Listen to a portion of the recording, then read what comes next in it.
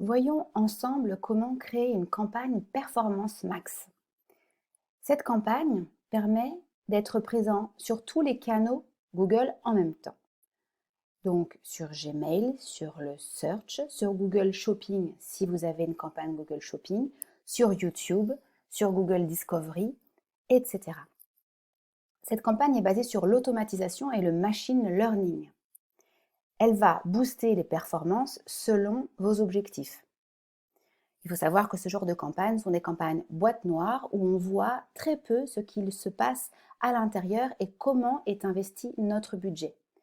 Mais on doit l'expliciter, le CPC est assez faible, coût par clic, et les performances sont au rendez-vous. Donc je vous invite à tester les campagnes Performance Max.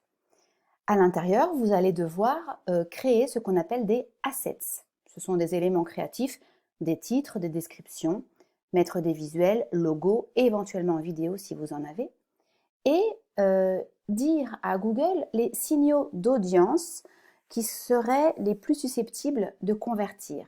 Donc, on va expliquer à Google quel type de personnes on souhaite cibler et quelles sont les recherches de ces personnes.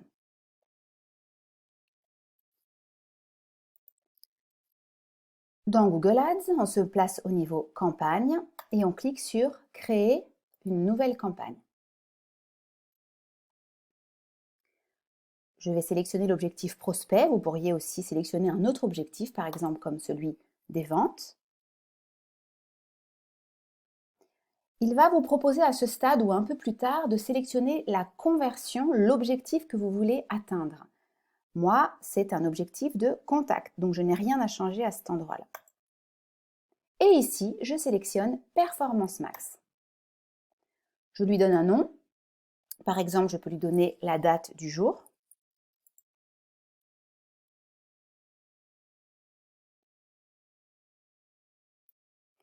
Je vais indiquer un budget. Je peux mettre un budget raisonnable, mais il faut quand même que je puisse constater des résultats. Donc ne mettez pas 1 euro ou 2 euros, sinon évidemment il ne va pas se passer grand-chose.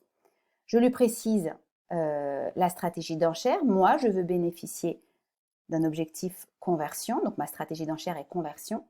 Très important, je saisis une zone géographique.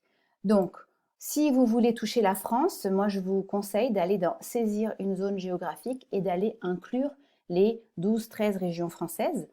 Voilà, ou de, par exemple, sélectionner un rayon autour d'un point.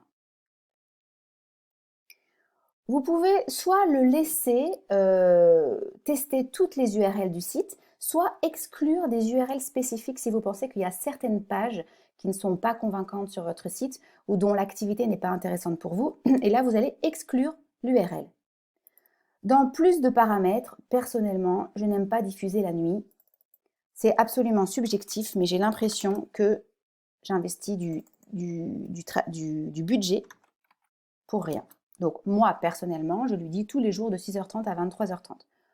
Vous pouvez aussi, dans plus de paramètres, indiquer si vous le souhaitez une date de démarrage. Dans le groupe d'éléments 1, je vais aller lui donner une URL.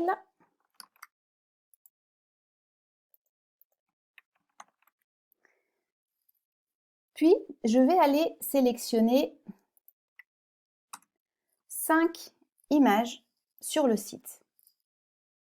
Alors là, il me propose déjà des images. S'il ne m'en propose pas, donc des images dont j'ai les droits, que j'ai le droit d'utiliser, évidemment.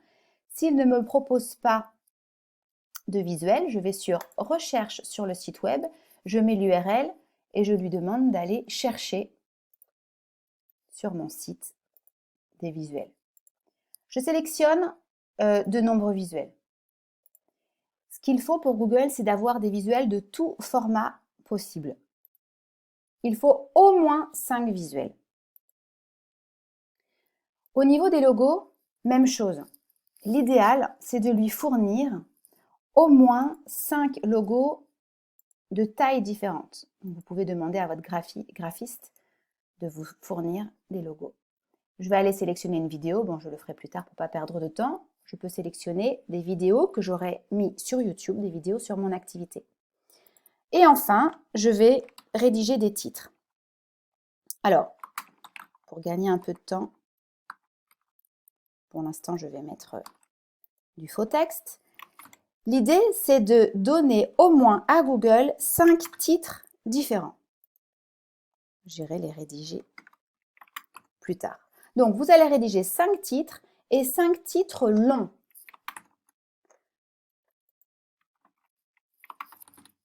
Et enfin, 5 descriptions. Voilà, il est important de lui donner beaucoup de texte. L'incitation à l'action, vous pouvez choisir celle que vous souhaitez, en savoir plus, obtenir un devis. Moi, je le laisse en automatique pour que Google, lui, teste différentes incitations à l'action comme il le souhaite. On va mettre évidemment le nom de l'entreprise. L'étape suivante est très importante. Il s'agit de créer un signal d'audience pour indiquer à Google les audiences que l'on veut cibler.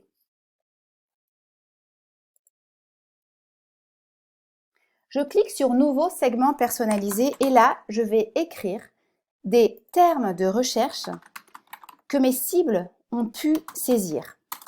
Donc par exemple, je vais taper formation Google Ads et je fais Entrée.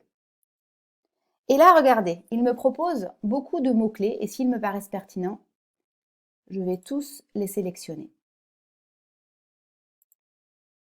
Voilà. Vous pouvez en sélectionner de très nombreux. Vous tapez par exemple un nouveau mot-clé.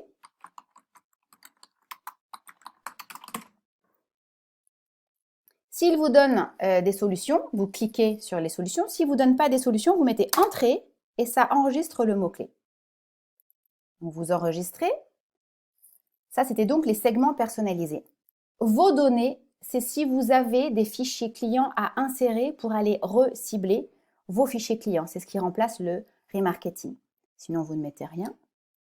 Et enfin, vous cliquez sur segment, donc centre d'intérêt et données démographiques détaillées. Et je coche les personnes qui s'intéressent aux formations professionnelles en ligne. Voilà, je vais cocher toutes les audiences qui me paraissent pertinentes. Démographique, c'est si vous avez envie de cibler des hommes, des femmes ou à partir d'un certain âge. Moi, par exemple, je vais cibler à partir de 25 ans au lieu de cibler à partir de 18 ans. J'enregistre. Il me propose d'utiliser mes extensions habituelles. Toutes mes extensions me conviennent, donc je ne fais rien de particulier. Je clique sur Suivant. Et enfin, je publie la campagne. Dans ce genre de campagne, on a la main sur très peu de choses. Par contre, on peut aller dans la campagne, dans Groupe d'éléments. Et quand Google nous dit qu'il faut améliorer nos annonces ou nos visuels, on va cliquer sur Modifier les éléments pour essayer de les améliorer. Ce qui est intéressant aussi, c'est de lui donner plusieurs groupes d'éléments pour qu'il ait plusieurs types d'annonces, plusieurs visuels, pour lui donner de la matière. Et évidemment, à partir de maintenant, je surveillerai les coûts par clic, les conversions, les performances générales. Si la campagne a de bons résultats, je vais augmenter le budget par jour. Je vais porter un intérêt bien particulier au coût par clic, au CPC. Et en règle générale, les CPC sont vraiment très intéressants.